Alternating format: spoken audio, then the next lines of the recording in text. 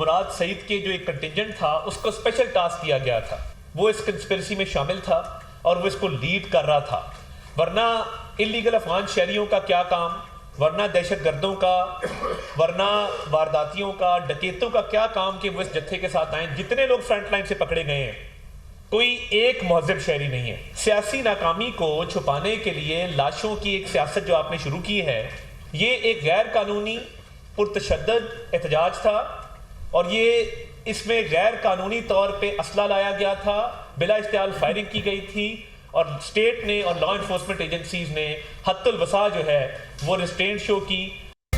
مراد سعید وزیر اعلیٰ ہاؤس پشاور میں روپوش ہے۔ مراد سعید باقاعدہ احتجاج میں شریک تھا، 7 تربیت یافتہ جتھے تھے۔ مراد سعید کو اسپیشل ٹاسک دیا گیا تھا، ان کا مقصد لاشیں گرانا اور امن و امان خراب کرنا تھا۔ پوری دنیا میں احتجاج کرتے ہیں لیکن کہیں AK-47 دیکھی ہے؟ یہ جدید اسلحہ اور گلیلے بھی لے کر آئے۔ احتجاج میں 45 بندوقیں برآمد کی ہیں۔ اندھادھند فائرنگ مظاہرین کی جانب سے کی گئی۔ تحریک انصاف کے احتجاج میں 37 افغان شہری تھے۔ اپنی ناکامی چھپانے کے لیے جھوٹی کہانیاں بنائی گئی۔ شرمندگی مٹانے کے لیے لاشوں کے حوالے سے جھوٹا پروپیگنڈا کیا جا رہا ہے۔ مظاہرین کے سامنے کھڑے ہونے والے کسی اہلکار کے پاس اسلحہ نہیں تھا۔ کوئی ایک ویڈیو دکھا دیں جس میں سیدھی فائرنگ ہوئی ہو۔ عطا تارڑ کا PTI کو چیلنج، ریاست کبھی گھٹنے نہیں ٹیکتی، ریاست کا کام ہی عملداری نافذ کرنا ہوتا ہے۔ کرم میں کوہرام مچا ہوا ہے لیکن ساری توجہ سیاست پر ہے۔ احتجاج میں فرنٹ لائن پر پکڑا جانے والا کوئی ایک مہذب شہری نہیں۔ جرائم پیشہ افراد کو پیسے دے کر لایا گیا۔ وزیر اطلاعات عطا تارڑ کی نیوز کانفرنس۔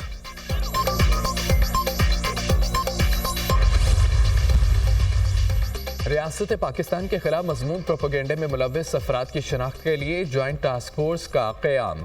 چیئرمین PTA کی سربراہی میں 10 رکنی جوائنٹ ٹاسک فورس تشکیل، دیگر اداروں کے افسران بھی شامل۔ وزیر اعظم کے احکامات کے تحت جوائنٹ ٹاسک فورس کا قیام عمل میں لایا گیا۔ حالیہ دنوں میں دہشت گردی کے واقعات کے پیش نظر ریاست پاکستان اور سیکیورٹی فورسز کے خلاف گمراہ کن پروپیگنڈا جاری۔ چیئرپرسن عناصر سیکیورٹی فورسز کے حوالے سے گمراہ کن پروپیگنڈے میں ملوث ہیں۔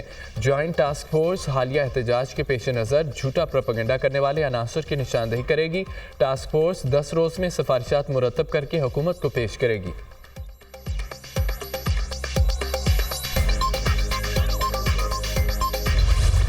پاک فوج کا پرتشدد ہجوم سے براہ راست کوئی ٹکراؤ نہیں ہوا اور نہ وہ اس کے لیے تعینات تھی۔ پولیس اور رینجرز نے پرتشدد ہجوم کو منتشر کرنے کے لیے مہلک اسلحے کا استعمال نہیں کیا۔ PTI احتجاج اور اس کے خلاف کارروائی پر وزارت داخلہ کا بیان سامنے آ گیا۔ مظاہرین نے سنجانی کے بجائے اسلام آباد کے ریڈ زون میں داخل ہو کر قانون کی خلاف ورزی کی۔ 1500 شرپسند براہ راست مفرور اشتہاری مراد سعید کے ماتحت سرگرم تھے، جو خود بھی ہمراہ تھا۔ احتجاج میں تربیت یافتہ شرپسند اور غیر قانونی افغان شہری بھی شامل تھے۔ PTI نے سوشل میڈیا پر ایک منظم پروپیگنڈا شروع کر رکھا ہے۔ مبینہ ہلاکتوں کی ذمہ داری قانون نافذ کرنے والے اداروں پر ڈالنے کی مذموم کوشش کی جا رہی ہے۔ وفاقی دارالحکومت کے اسپتالوں کی انتظامیہ نے ہلاکتوں کی تردید بھی کی۔ پرتشدد مظاہرین نے ڈیوٹی پر مامور اہلکاروں کو نشانہ بنایا۔ اسلام آباد میں چیک پوسٹ پر ڈیوٹی پر متعین 3 رینجرز اہلکاروں کو گاڑی چڑھا کر شہید کیا گیا۔ پرتشدد مظاہرین نے ایک پولیس اہلکار کو بھی شہید کیا۔ قانون نافذ کرنے والے اداروں کے 232 اہلکار زخمی بھی ہوئے۔ سیف نے جو کہا ہے کہ جی یہ عجیب سی بات انہوں نے کہی نا کہ خان صاحب نے کہا کہ سنجانی پہ بھی آپ بیٹھ سکتے ہیں، تو یہ بات پہلے کرنی چاہیے تھی تاکہ سب ورکروں کو پتہ ہوتا اور پھر اس پہ بات چیت ہوتی۔ اگر کوئی وزیر یا کوئی وہ اگر وزیر اعلیٰ کے خلاف بیان دیتا ہے تو یہ یعنی کہ ایک ایڈوائزر وہ کیسے بیان دے سکتے ہیں وزیر اعلیٰ کے خلاف جبکہ وہ اس کا ایڈوائزر ہو؟ دیکھیں یہ فیصلہ پارٹی کرے گی، یہ کسی انڈیویجول کا فیصلہ نہیں ہو سکتا، نہ ہی اتنا بڑا فیصلہ سوائے عمران خان کے، وہ جب بھی کال دیں گے لیکن اس پہ مشاورت ہوگی۔ مراد سعید اگر اسلام آباد میں تھا تو گرفتار کیوں نہیں کیا گیا؟ خیبر پختونخوا حکومت کے خلاف سازش ہو رہی ہے۔ مانتا ہوں مرکزی لیڈرشپ کے درمیان کوارڈینیشن نہیں تھی۔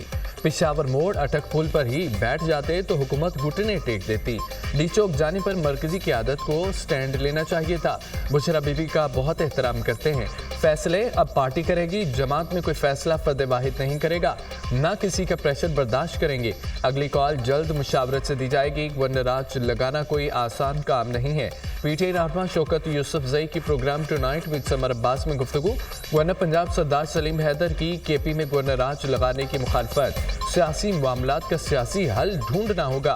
पंजाब में पीटीआई की इतनी सख्त नहीं, फिर भी कंटेनर्स लगा देते हैं। पंजाब हुकूमत कंटेनर लगाकर उन्हें कामयाब बना देती है। गवर्नर पंजाब सरदार सलीम हैदर।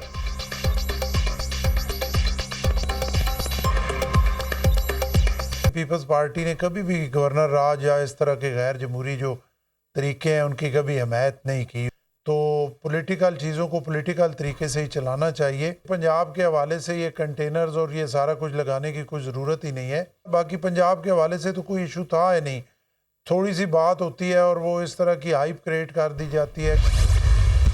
खैबर पख्तूनख्वा में सिक्योरिटी फोर्सेस के 2 ऑपरेशन, 8 खारजी वासिल जहन्नम, 2 गिरफ्तार। दहशतगर्दों से बहादुरी से लड़ते कैप्टन मोहम्मद ज़ुहैबुद्दीन और सिपाही इफ्तिखार हुसैन जामे शहादत नोश कर गए। बन्नू के इलाके बुकाखेल में कार्रवाई के दौरान 5 खारजी हलाक, 9 जख्मी हो गए। खैबर के इलाके शगई में फोर्सेस का ऑपरेशन फायरिंग के शदीद तबादले में 3 खारजी मारे गए, 2 दहशतगर्द गिरफ्तार हुए। शोहदा की नमाज जनाजा पिशावर और बन्नू गैरिजन में अदा। कोर कमांडर पिशावर समेत आला अस्करी हुकाम और जवानों की शिरकत। शोहदा आबाई इलाकों में मुकम्मल फौजी एजाज के साथ सुपुर्द खाक। कैप्टन मोहम्मद ज़ुहैबुद्दीन शहीद की नमाज जनाजा में वज़ीर आज़म शहबाज शरीफ की शिरकत। Core commander Lahore lieutenant general Syed Aamir रजा, आला सिविल और फौजी अफसरान भी शरीक। वज़ीर आज़म की शहीद कैप्टन ज़ुहैब के अहल खाना से मुलाकात और इज़हार ताज़ियत। शहीद को खिराज अकीदत पेश। शहीद कैप्टन ज़ुहैब ने इंतहाई बहादुरी से ख़वारिजी दहशतगर्दों का मुकाबला किया। शहीद कैप्टन पर पूरी कौम को फ़ख्र है। वज़ीर आज़म शहबाज शरीफ की गुफ्तगू।